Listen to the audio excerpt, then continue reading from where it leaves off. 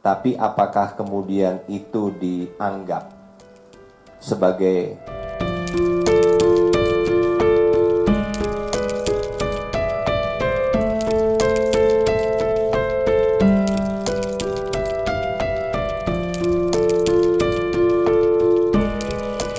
itu kan merupakan dukungan ya, kesejahteraan, sarana transportasi kepada Babinsa.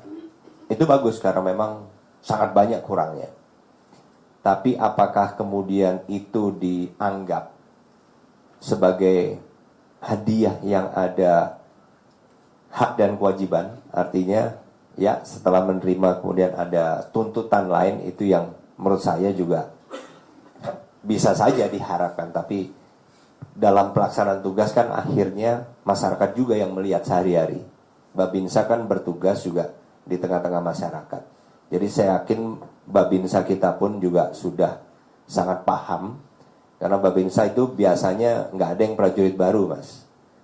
Yang baru lulus pendidikan itu nggak ada. Mereka justru yang senior-senior. Yang baru-baru lulus pendidikan itu biasanya langsung ke satuan-satuan tempur. Jadi mereka pasti sudah lama berdinas dan sudah mengalami, bahkan mungkin ada yang lebih dari sekali mengalami pilpres, pilkada. Jadi saya yakin mereka sudah sangat tahu aturannya.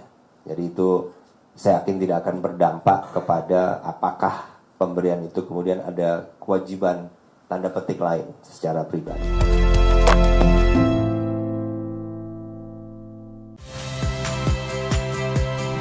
Saya Rahmat Ibrahim.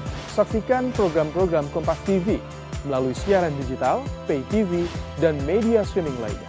Kompas TV, independen, terpercaya.